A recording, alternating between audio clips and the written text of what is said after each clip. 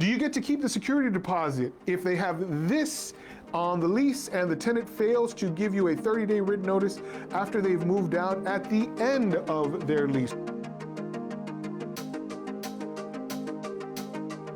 So I'm going to read the provision that's cited in this question and then kind of speak generally about waiver of a security deposit. But the section in the lease, which is a common lease, it's the TAR lease or the Texas Realtors lease, says the following: for refund of the security deposit, tenant must give the landlord at least 30 days written notice of surrender before the landlord is obliged to account for or refund the security deposit.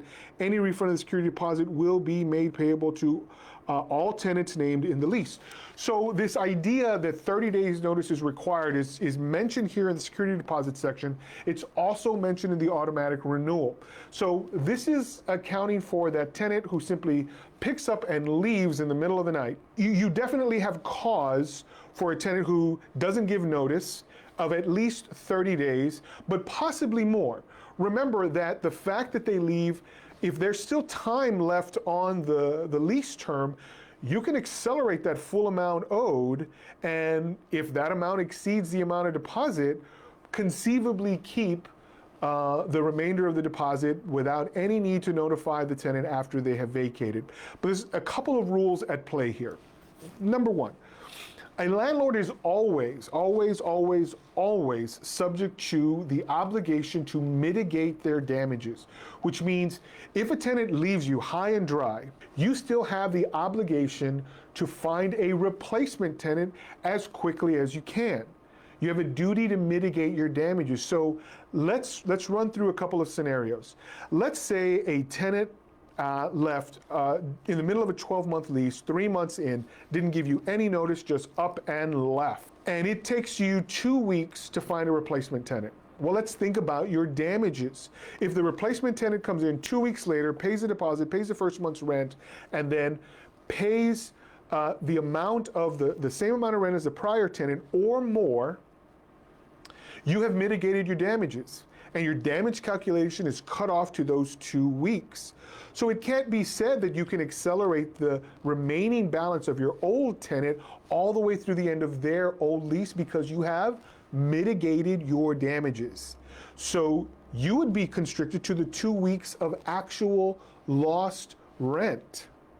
If you're holding a security deposit and you didn't have any other valid deductions other than the 2 weeks of lost rent, you actually owe a deposit refund to this tenant. Landlords, as always, we welcome you to follow us on our Instagram page. If you're not a member yet, join us on Facebook. And if you enjoy what you see here, give us a thumbs up. Click that like button. We enjoy that very much. And if you haven't subscribed yet, please consider subscribing.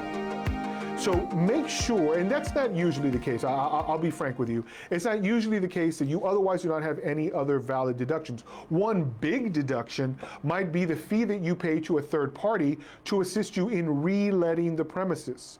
You may, for example, have a property management company or a realtor that assists you, and the fees that they charge in accordance with the Texas Realtors lease or the TAR lease are 100% deductible from the security deposit as valid damages for a tenant who leaves early, particularly for a tenant who leaves without paying, without giving you proper notice or without having a valid basis for early termination. So if you're in this situation, always calculate the full amount of your damages. Were there actual damages to the structure, to the property? Those are automatic deductions. But in terms of what you can recover beyond that, it's going to be limited to the amount of time that you go without a rent-paying tenant in place. If it's a short amount of time, consider the possibility that a partial refund might be actually owed. If it exceeds 30 days or your deposit was only for as much as 1 month and they did have, scuffs on the wall and marks on the floor and broken windows, things that you could easily deduct along with unpaid rent, then certainly document each of these and be ready to prove them if ever that tenant comes back and says, I want my deposit back. Where is it? If you can document that the unit went vacant for 45 days and the deposit went there, or a combination of damage to the property and unpaid rent. Again, lost time without rent, you are eligible for it as long as it comports with the original agreement. Remember, mitigate your damages and keep track of the full extent of your valid deductions in accordance with your lease. There's no such thing as automatic waiver. I've seen people talk about that. There's no breach necessarily that a tenant can cause that automatically makes all deposits go away. You're going to want a justification based on the agreements in the lease.